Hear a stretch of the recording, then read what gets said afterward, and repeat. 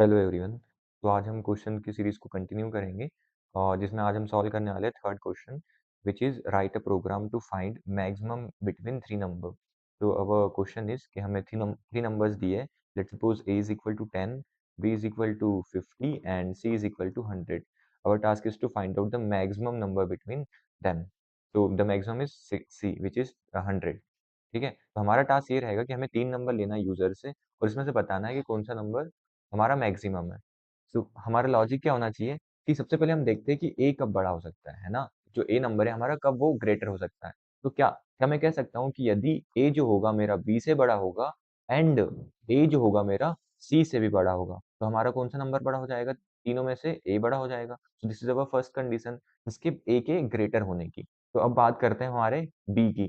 तो बी के लिए हम कैसा बोल सकते हैं? यदि बी जो है वो ए से छोटा है तो मेरे को अब इस बार क्या लिखना ओनली कि इफ बी ग्रेटर देन किससे है हमारा? सी से। तो हम क्या बोल सकते हैं कि बी इज ग्रेटर। अदरवाइज यदि ए भी ग्रेटर नहीं है बी भी ग्रेटर नहीं है तो हम क्या बोल सकते हैं? अवर सी इज ग्रेटर। सो हम क्या लिखेंगे? हम यहाँ पर कुछ इफ एल्स कॉन्सेप्ट यूज करेंगे और इन्हीं कंडीशन को यूज करके हम हमारा लॉजिक लिख सकते हैं।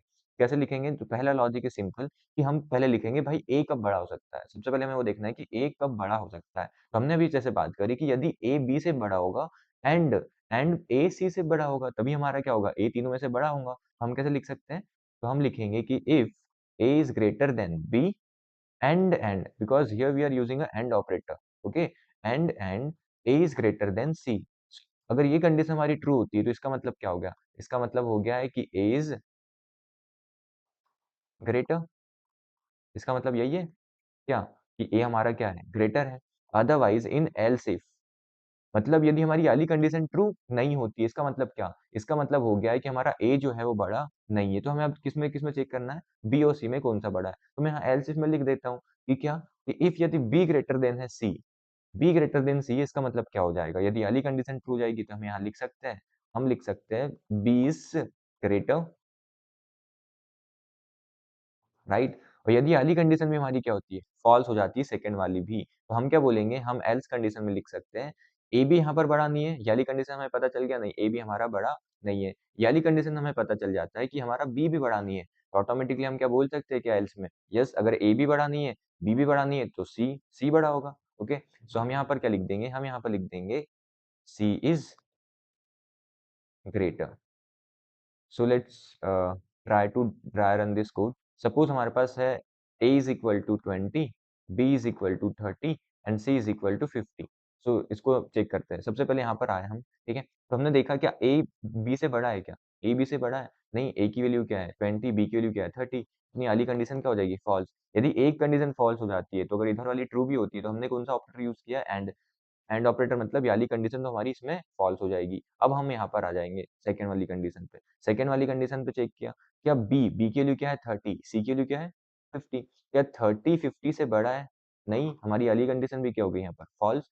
तो ये वाली कंडीशन में हमारी क्या हो जाएगी? फॉल्स हो जाएगी। जब इफ भी नहीं एग्जीक्यूट होगी, एल्स इफ भी नहीं होगी, तो हमने इसके बाद क्या बोला है कि ओके, यदि एल्स इफ कंडीशन में हमारी क्या हो जाती है? फॉल्स हो जाती है, तो हम बोल रहे हैं एल्स को तुम प्रिंट करा दो। एल्स मतलब क्या? सी इज ग्रेटर। तो हमने यहाँ पर देखा ए बी एंड सी में से बड़ा कौन है? सी बड़ा है, तो हमारे पास क्या आ जाएगा? C is greater. So this is our logic. चलो अब कोड करके देखते हैं इसे कि आउटपुट सही आ रहा है कि नहीं। सबसे पहले हम क्या करेंगे? हम स्कैनर का यूज करके पहले हमारी स्कैनर क्लास को इंपोर्ट करा लेते हैं और स्कैनर का ऑब्जेक्ट बनाते हैं। S C is equal to new scanner, wait system dot in. Okay, तो यहाँ पर हमने क्या किया? हमारी स्कैनर क्लास का ऑब्जेक्ट बना लिया। उसके बाद हम क्या करेंगे? हम तीन नंबर यूजर से लेंगे। तो हम मैसेज प्रिंट करा सकते हैं। First of all the message is enter number one. Okay, number one हम लिख सकते हैं और उसको हम एक ए नाम के वेरिएबल के अंदर स्टोर करा लेंगे। Int A is equal to S C dot next int. Okay, ऐसे ही हम क्या करेंगे? ऐसे हम सेकेंड नंबर भी ले लेंगे यूजर से, एंटर नंबर टू, और इसको भी एक वेरिएबल के अंदर स्टोर करा लेंगे। Int B is equal to S C dot next int, है ना। ऐसे ही हम एक और मैसेज प्रिंट करा देते हैं, एंटर नंबर 3, और इसको भी क्या करेंगे, इसको भी हम स्टोर करा लेंगे एक वेरिएबल के अंदर, बोलेंगे int C is equal to S C dot next int, simple है ना। अब हमारा लॉजिक लिखेंगे, हमारा लॉजिक फर्स्ट क्या था कि हम एक कंडीशन लिखेंगे इफ कि ए के बड़े होने के चांसेस क्या है। ए कब बड़ा होगा, ए तब बड़ा होगा जब ए की वैल्यू बी से बड़ी होगी, एंड ए की वैल्यू किससे बड़ी होगी, सी से बड़ी होगी। तो हम क्या बोल सकते हैं, यदि वाली कंडीशन हमारी ट्रू होती है तो हम बोल सकते हैं कि a is greater, GREATER, greater हम बोल सकते हैं a is greater. Otherwise in else if, अगर हमारी वाली कंडीशन ट्रू नहीं होती तो हम कहाँ बोले, हम वहाँ पर हम चेक करेंगे कि अब बी और सी में से कौन सा नंबर बड़ा है। तो हम क्या लिख सकते हैं यहाँ पर सेकंड में कि हम बी ऐसा चेक कर लेते हैं if b is greater than c, या हम c is greater than b भी लिख सकते थे, बट हम लिख देंगे अच्छा यदि वाली कंडीशन हमारी ट्रू नहीं होती है तो हम कहाँ आएंगे, हम आएंगे एल्स इफ पे, और एल्स इफ पे हमने लिखा ओके यदि बी सी से बड़ा है तो यहाँ पर हम प्रिंट करा देंगे कि यस बी इज ग्रेटर। और यदि वाली कंडीशन में हमारी ट्रू नहीं होती है तो इसका मतलब क्या है, ए भी बड़ा नहीं है, बी भी बड़ा नहीं है, तो हम बोल सकते हैं कि yes C is greater, C is greater. So let's run this code and see the output.